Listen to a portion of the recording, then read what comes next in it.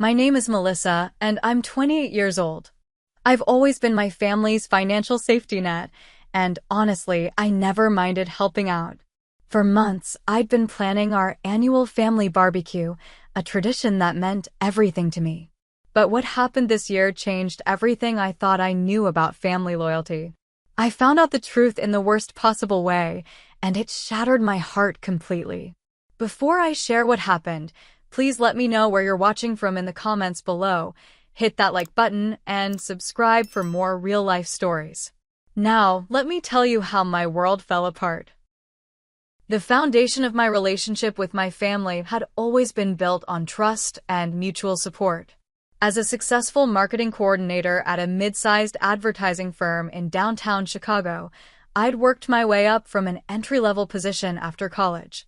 My salary wasn't extraordinary, but it was stable and allowed me to live comfortably in a modest apartment while still having enough left over to help my family when they needed it. And they needed it often.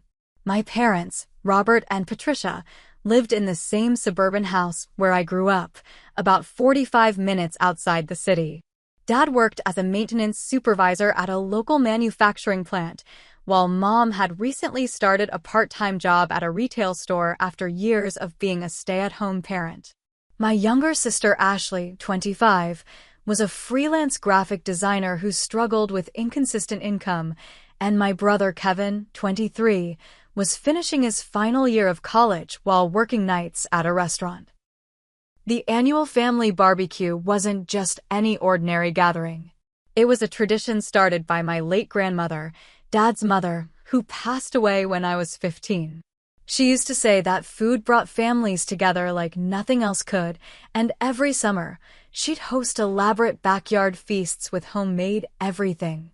After she died, the tradition fell to my parents, but over the years, as finances got tighter and life got more complicated, I gradually took over the planning and much of the funding.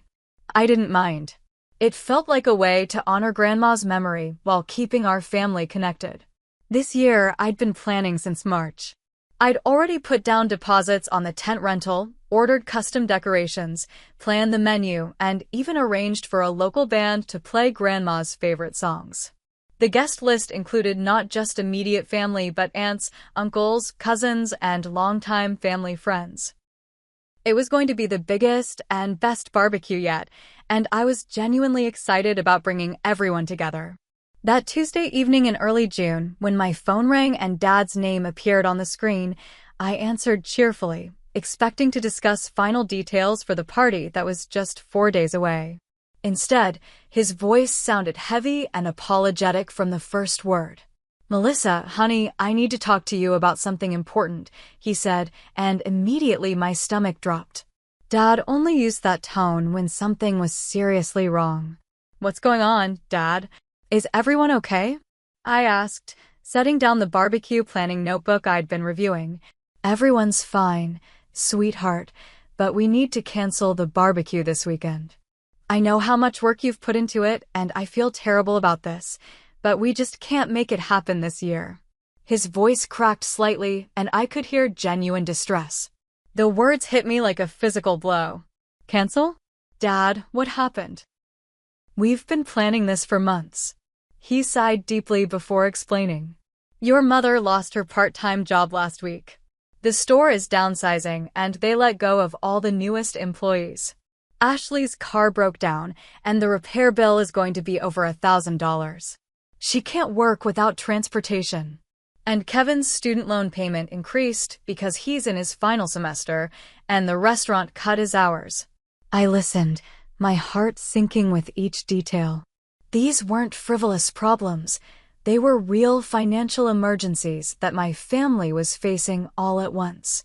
"I know you've probably already spent money on preparations," Dad continued, "and I promise we'll pay you back as soon as we can.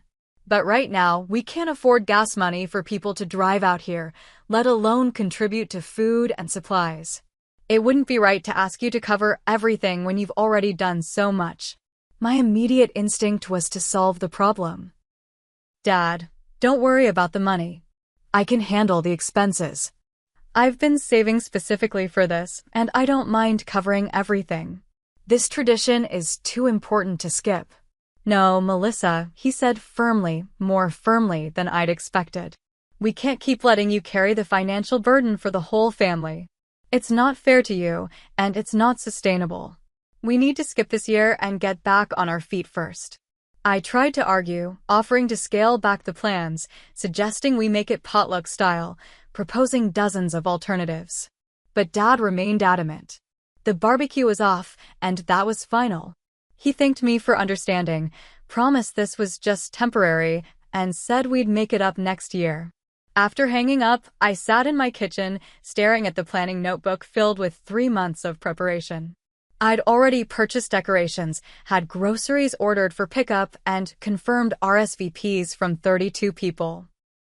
Part of me felt proud that my family trusted me enough to be honest about their financial struggles, and another part felt disappointed that something I'd looked forward to for months was suddenly gone. I spent the rest of the evening calling vendors to cancel orders where possible, though I'd lose the deposits. The florist was understanding. The band was able to book another gig, but the tent rental company would only refund 50%.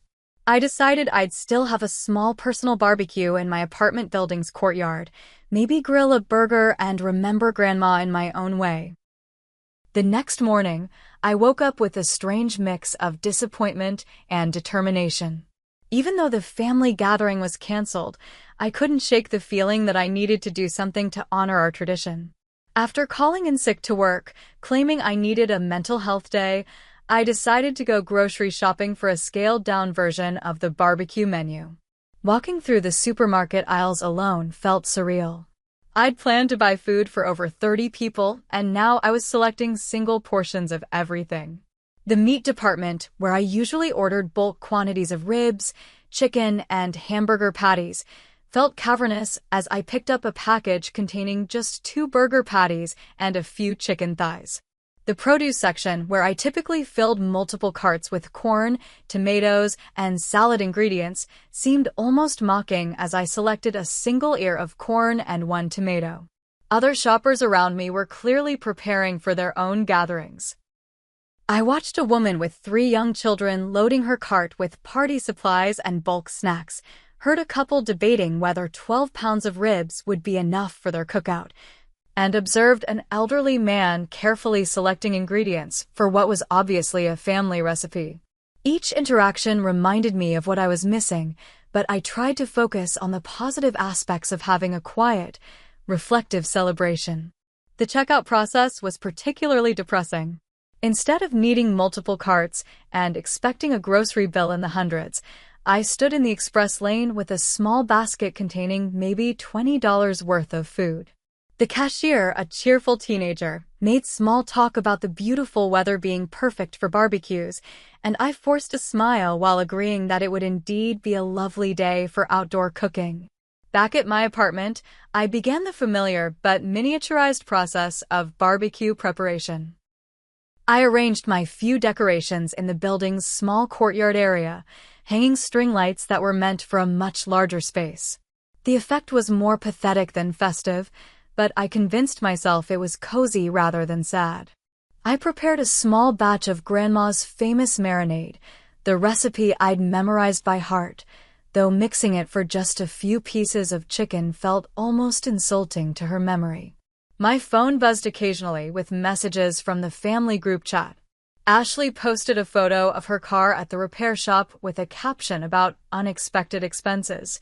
Kevin shared a screenshot of his increased student loan payment with multiple crying emojis. Mom sent a message to the group saying she was spending the day applying for new jobs online. Dad remained quiet, which was unusual for him in the family chat. I responded supportively to each message, offering encouragement and reminding them that next year's barbecue would be even better. But as the day progressed, I noticed something odd about their responses. Usually, our family group chat was lively and conversational, with multiple people responding to each message and conversations flowing naturally. Today, everyone seemed to respond directly to my messages, but avoided engaging with each other. Looking back through my phone's photo gallery, I found pictures from previous barbecues that made my chest tight with nostalgia.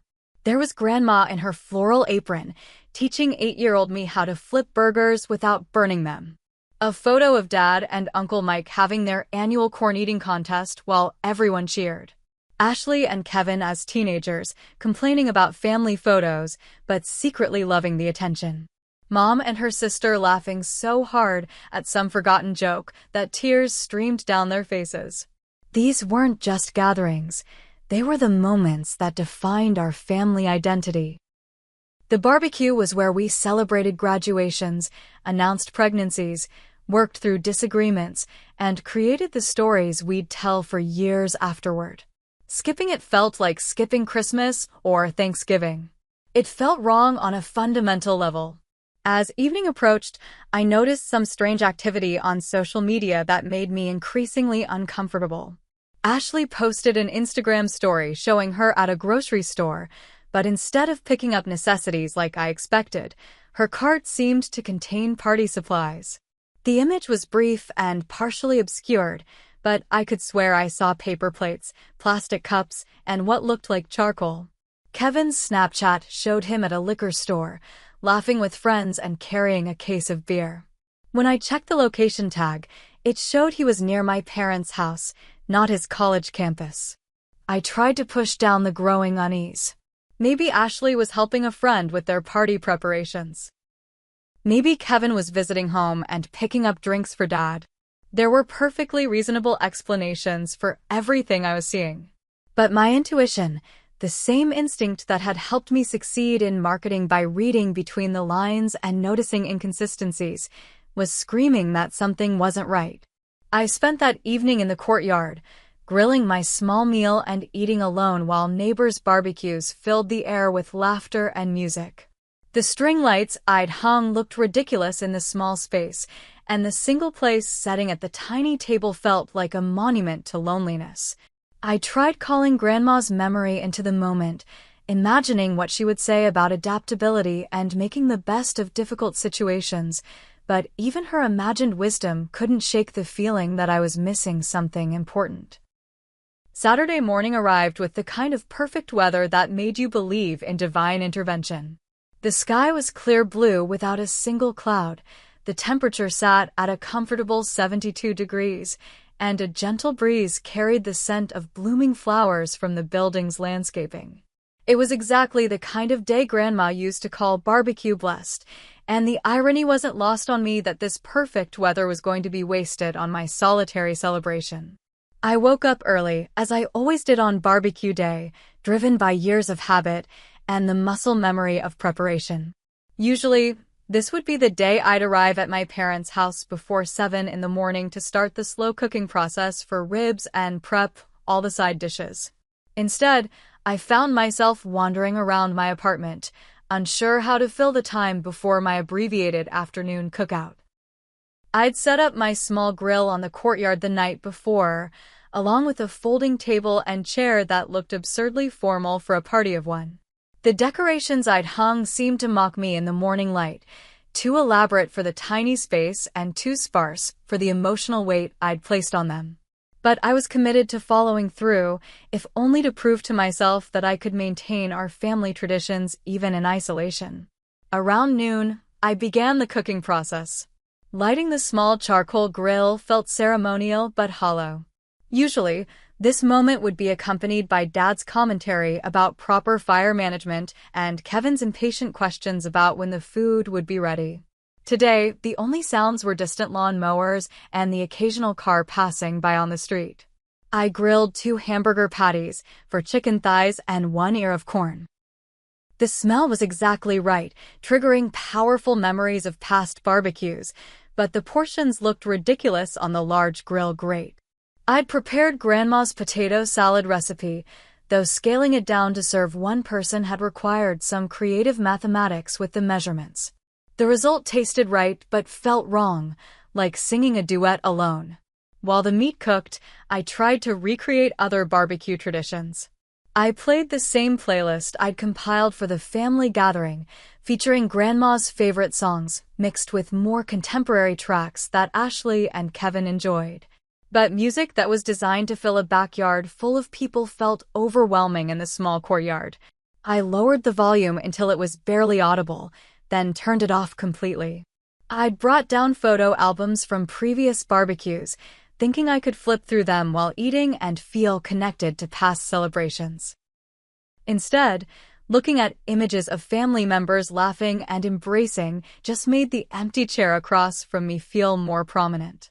Every photo reminded me of what I was missing, rather than what I was honoring.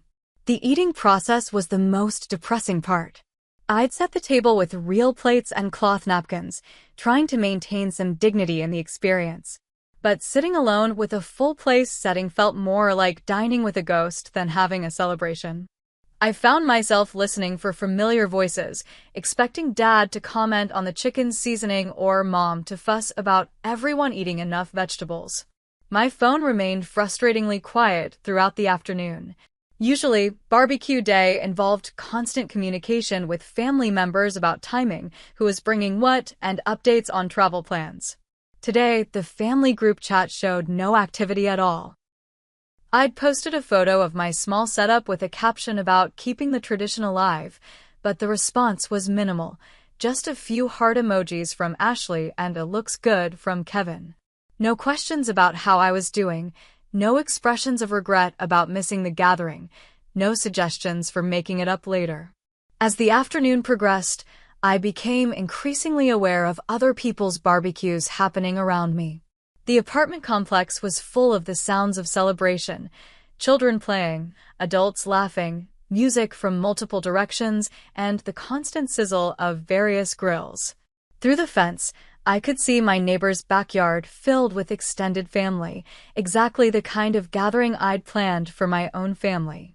The contrast was painful and impossible to ignore. I tried to maintain a positive attitude by focusing on practical benefits. No stress about coordinating schedules, no worry about having enough food, no pressure to be the perfect hostess. But these advantages felt hollow compared to the absence of connection and shared joy that made barbecues meaningful in the first place. The most unsettling part of the day was the social media silence from my family. Usually, Ashley was constantly posting photos of our gatherings, tagging everyone and creating digital memories we'd look back on for months.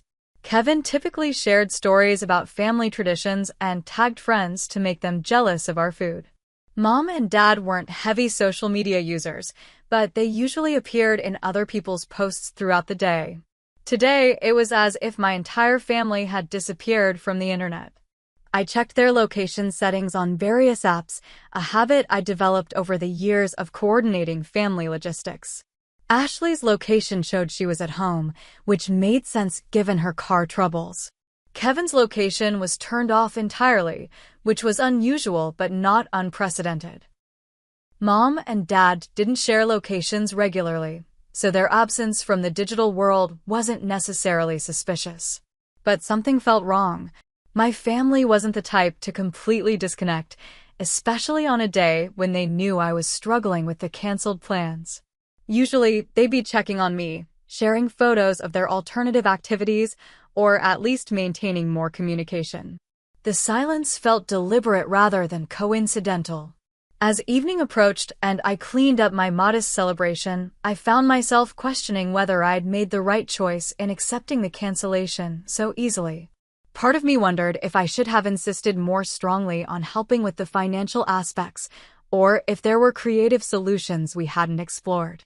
But Dad had been so firm about not wanting to burden me further, and I'd respected that boundary even though it meant sacrificing something that meant so much to me. The day ended with me sitting alone in the courtyard as the sun set, surrounded by the fading decorations and empty plates. Other family celebrations continued around me, their laughter and music serving as a soundtrack to my isolation. I felt proud of myself for maintaining the tradition in my own way, but also deeply sad about what felt like the beginning of the end of something precious. As darkness settled over the apartment complex and the sounds of neighboring barbecues began to fade, I found myself in my kitchen washing the few dishes from my solitary celebration. The process felt anticlimactic after such an emotionally charged day. Usually, post-barbecue cleanup was a group effort filled with continued conversation and the satisfying exhaustion that comes from a day well spent with loved ones. Tonight, I finished washing everything in less than 10 minutes and was left standing in my kitchen with nothing but silence and the lingering smell of charcoal on my clothes. I was putting away the last plate when my phone buzzed with a notification that would change everything. At first glance, it seemed routine. Ashley had started an Instagram live session. My sister occasionally did live streams about her graphic design work or random thoughts, so I almost ignored it. But something compelled me to click on the notification, maybe the hope of seeing a familiar face after such an isolating day. The video loaded, and for a moment, I couldn't process what I was seeing. The image was slightly shaky as Ashley moved around with her phone, but the background was unmistakably familiar. It was a backyard, but not just any backyard. It was my parents' backyard, the same space where every family barbecue had taken place for the past decade. But this wasn't the quiet, financially strapped household I'd imagined based on our phone conversation just days before. The yard was completely transformed. Professional-grade string lights created a warm canopy overhead, far more elaborate than anything we'd ever had at previous barbecues. A large white tent dominated the lawn, the kind that required professional installation and cost several $100s to rent. Underneath it, I could see multiple tables covered with crisp white linens and centerpieces that looked professionally arranged. But it was the people that made my blood run cold. This wasn't a small, intimate gathering of immediate family trying to make the best of a difficult situation. The yard was filled with at least 30 people, all dressed nicely and clearly enjoying themselves. I recognized faces from our usual barbecue guest list: aunts, uncles, cousins, family friends, and neighbors who had been coming to our gatherings for years. Ashley's camera panned across the scene as she narrated her live stream with obvious excitement. "Just having the most amazing time at our annual family barbecue," she said, her voice bright and cheerful. "Mom and Dad really outdid themselves this year." The camera captured details that made my stomach drop further with each passing second. There was Kevin manning an elaborate outdoor cooking station that looked like something from a professional catering company. Multiple grills were going simultaneously, tended by people in matching aprons that I'd never seen before. The food spread visible on the tables included shrimp cocktail, prime rib, specialty salads, and desserts that were clearly from an upscale bakery rather than homemade. A professional DJ booth was set up near the house, complete with speakers and lighting equipment that would have cost more to rent than I spent on groceries in a month. The music was exactly the kind of high-energy party soundtrack that would require expensive equipment to sound that clear and powerful. This wasn't someone's personal playlist coming through a Bluetooth speaker. This was a professionally managed sound system. As Ashley continued streaming, moving through the crowd and chatting with guests, I recognized my father in the background. He was wearing a brand new barbecue apron with Grill Master Robert embroidered across the front, laughing loudly with Uncle Mike and holding what appeared to be an expensive craft beer. This was not the stressed, financially strapped man who had called me in distress just 4 days earlier. Mom appeared in the frame next, directing what looked like catering staff as they refreshed food stations and collected empty plates. She was wearing a new dress I'd never seen before and jewelry that sparkled under the professional lighting. Her hair was styled in a way that indicated she'd been to a salon recently, and her makeup was more elaborate than I'd seen her wear even to formal events. The comments section of Ashley's live stream was filling up with responses from people I recognized. Family friends were thanking my parents for another incredible annual party and praising the food and entertainment. Cousins who lived out of state were commenting about how glad they were that they'd made the trip this year, and how the party was worth every mile of the drive. But what broke my heart most completely was reading comments that referenced the tradition itself. People were talking about how this was the best barbecue yet and praising my parents for keeping the family tradition alive and never missing a year. Someone even commented about how impressive it was that Mom and Dad had pulled this together despite everything going on. Ashley responded to comments as she streamed, thanking people for coming and agreeing that it was definitely our best party ever. When someone asked about the professional setup, she laughed and said something about how Dad had really gone all out this year and wanted to make it extra special. I sat frozen in my kitchen, phone shaking in my hands, as the truth crashed over me in waves. This wasn't a last-minute gathering that had come together organically. The level of professional coordination, the elaborate decorations, the catering, the DJ, and the guest attendance all pointed to weeks or months of planning. This was exactly the barbecue I had been organizing, just without me. The realization that every family member had lied to me directly was devastating enough. But seeing evidence that they had deliberately excluded me from an event that I had not only planned to fund, but had been planning for months, made the betrayal feel intentional and cruel. This wasn't about money or financial hardship. This was about something much deeper and more painful. As Ashley's live stream continued, showing fireworks being set up in the background, I began taking screenshots of everything. The evidence of the elaborate party, the professional setup, the guest list, and the comments all painted a picture that completely contradicted everything I'd been told. I needed to document what I was seeing, partly for my own sanity and partly because I suspected this was only the beginning of a much larger deception. The stream ended after about 15 minutes, but the damage was complete. I sat in my dark kitchen, staring at the screenshots on my phone, feeling like everything I thought I knew about my family and my place in it had been a lie. The lonely barbecue I'd had that afternoon, which had felt like a meaningful way to honor tradition despite difficult circumstances, now felt like the pathetic consolation prize it actually was. The hours following Ashley's live stream passed in a blur of disbelief, anger, and heartbreak that I'd never experienced before. I found myself unable to move from my kitchen table, staring at the screenshots I'd taken as if looking at them long enough might reveal some alternative explanation for what I'd witnessed. But no matter how many times I reviewed the images, the conclusion remained the same. My family had deliberately and systematically deceived me. The physical symptoms of shock set in first. My hands trembled uncontrollably as I held my phone, and I felt simultaneously hot and cold, as if my body couldn't regulate its temperature. My stomach churned with nausea, and I realized I hadn't eaten anything since my solitary barbecue hours earlier, though the thought of food made me feel worse.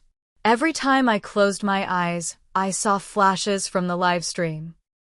Dad's new apron, Mom directing catering staff, Kevin laughing with extended family who had supposedly been too financially strapped to attend.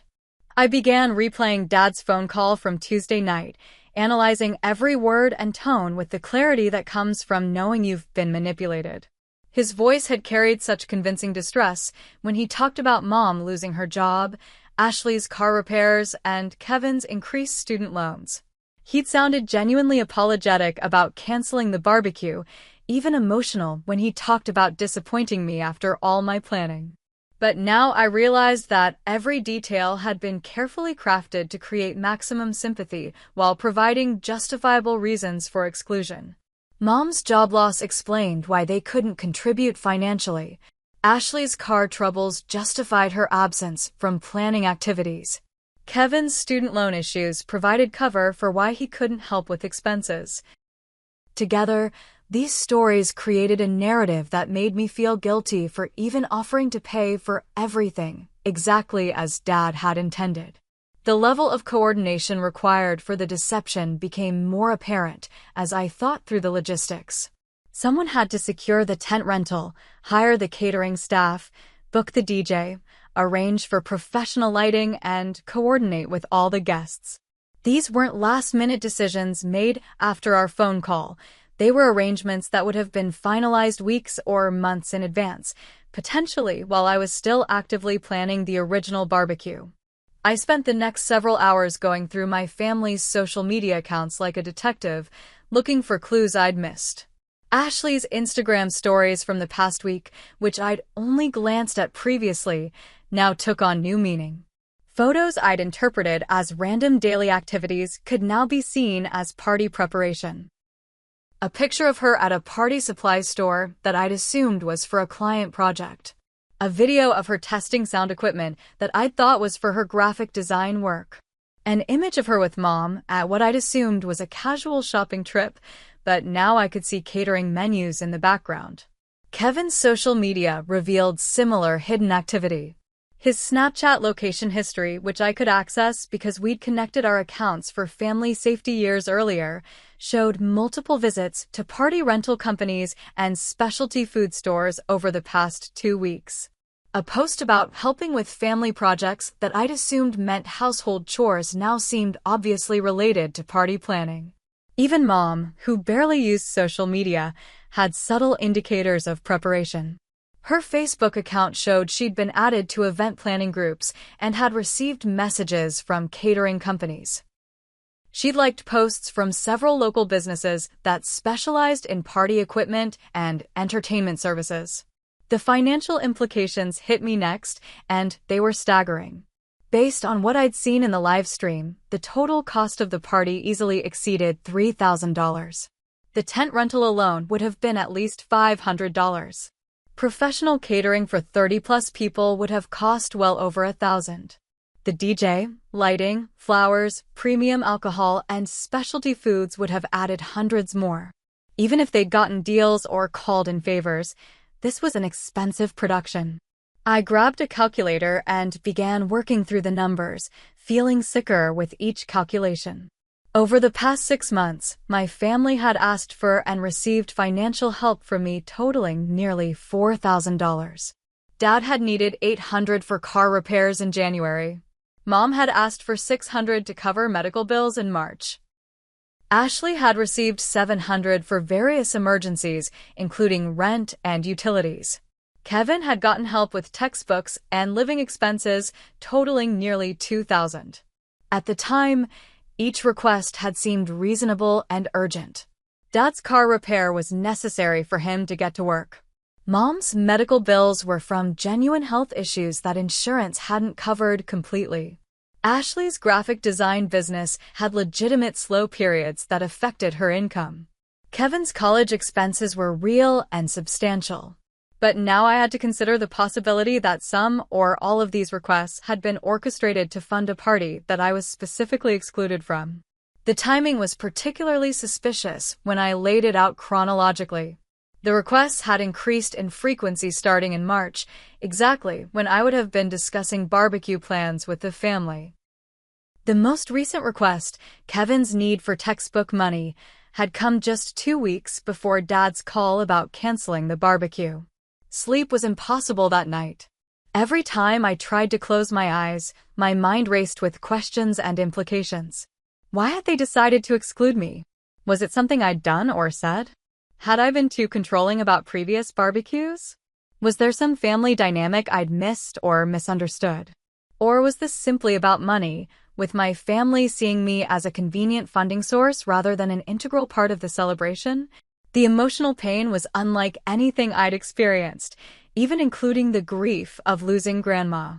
This felt like a death of a different kind, the death of trust, of family identity, and of the naive belief that the people who loved you most would never deliberately hurt you. I'd always known my family had flaws and complications, but I'd never imagined they were capable of such calculated deception. By sunrise, I was exhausted but more clear-headed about what had happened. This wasn't a misunderstanding or a series of unfortunate coincidences. This was a deliberate exclusion backed by months of planning and funded by money they'd obtained from me under false pretenses. The barbecue hadn't been canceled due to financial hardship.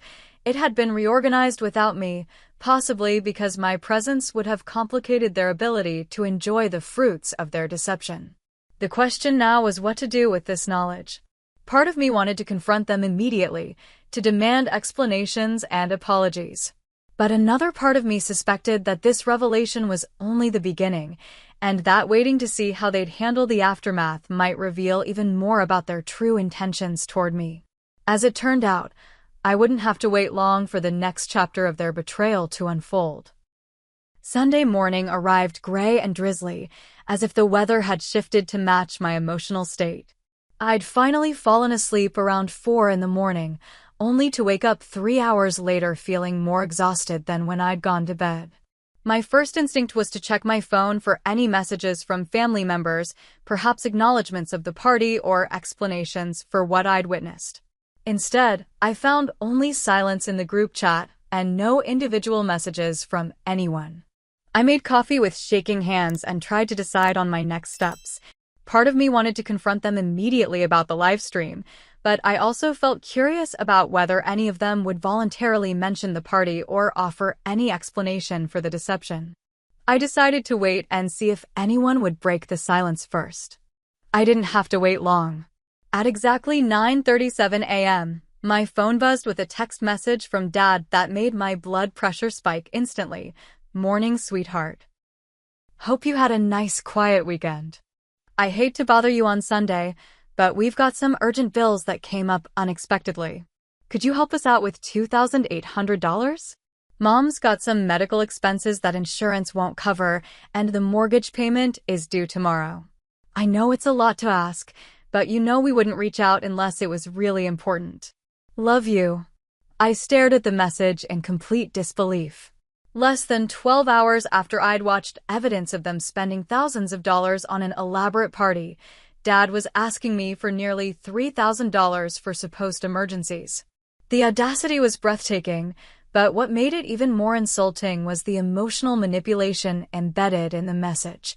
The casual "hope you had a nice quiet weekend" felt like mockery, given that he knew exactly how I'd spent my weekend after they'd excluded me from the family gathering. The "you know we wouldn't reach out unless it was really important" was particularly galling, considering how many times they'd reached out for money over the past months, apparently to fund their secret party planning.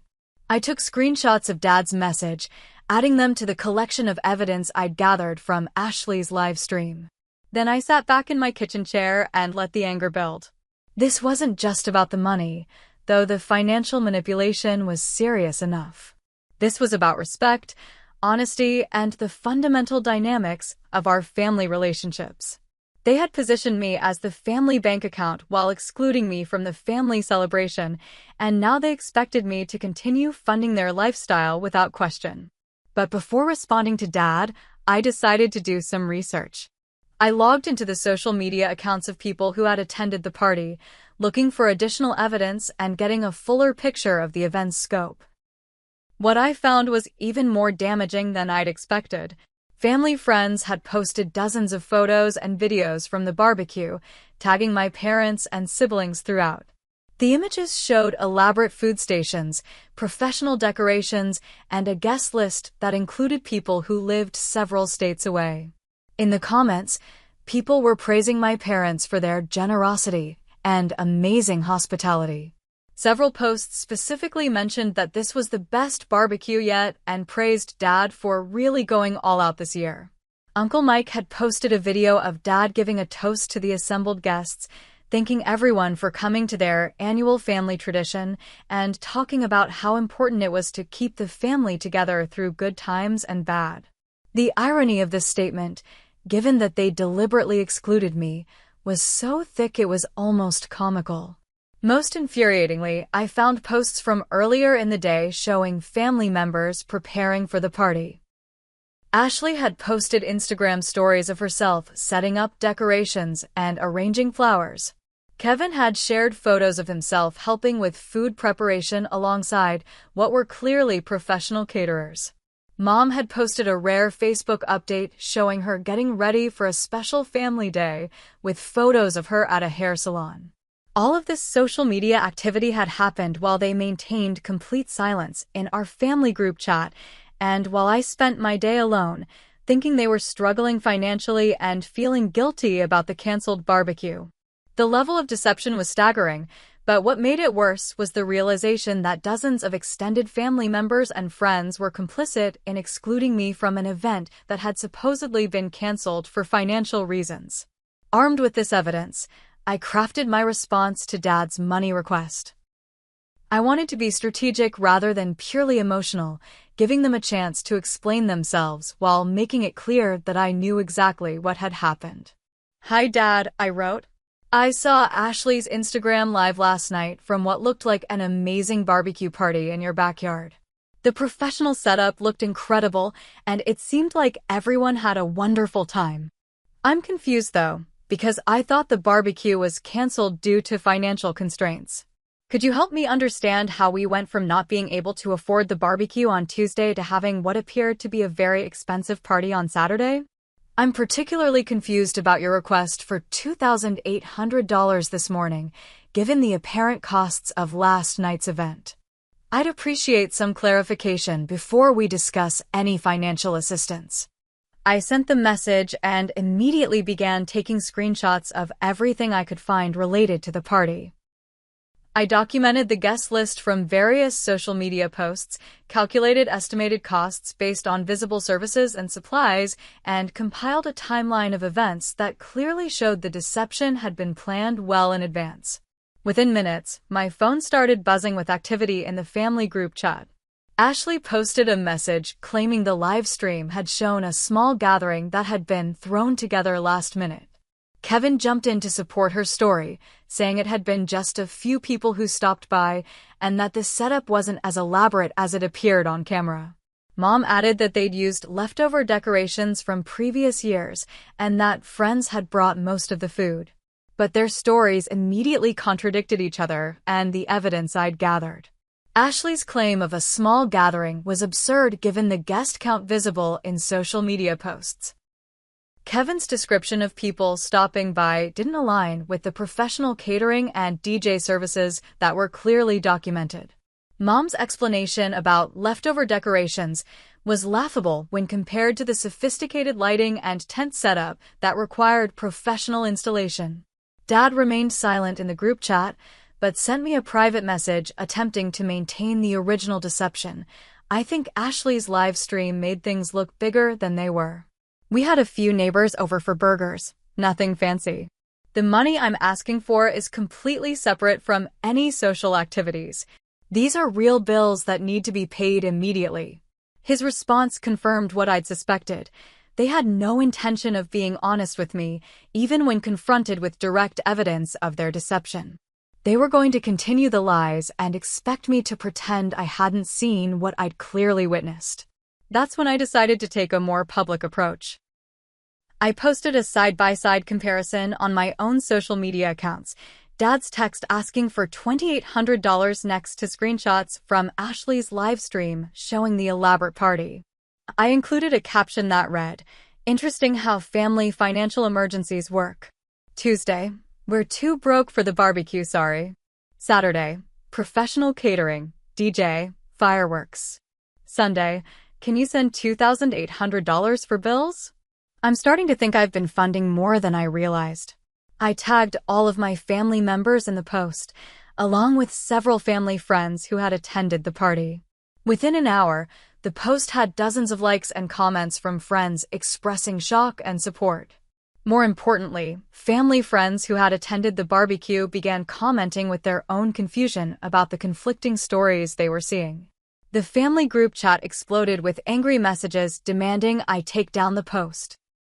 Ashley accused me of airing family business publicly and embarrassing everyone. Kevin claimed I was overreacting and making a big deal out of nothing. Mom sent private messages saying I was hurting the family and that we should handle this privately. But it was Dad's response that confirmed I'd made the right decision. Instead of apologizing or attempting to explain, he sent a message that was pure manipulation. "I can't believe you'd humiliate your family like this over money. After everything we've done for you over the years, this is how you repay us? You're destroying our relationships with friends and extended family because you're jealous of a simple gathering. This is exactly why we didn't include you in the first place." That final sentence revealed the truth he'd been trying to hide. My exclusion had been deliberate from the beginning. This wasn't about financial hardship or protecting me from burden. This was about them wanting to enjoy the fruits of my financial support without having to include me in their celebration. I responded to his message with a simple statement. "You're right, Dad. This is exactly why you didn't include me. And this is exactly why I won't be including you in my financial support anymore." Then I blocked all of their numbers temporarily and took a long, hot shower to wash away the emotional residue of the most toxic 24 hours of my life. The immediate aftermath of going public with my family's deception was both liberating and overwhelming. Within hours of posting the evidence on social media, I received dozens of messages from friends, extended family members, and even strangers who had witnessed similar situations. The support was unexpected and healing, but it also opened my eyes to how common financial manipulation within families actually is. I wasn't alone in this experience, though that realization came with its own complicated emotions. The first step in protecting myself was practical.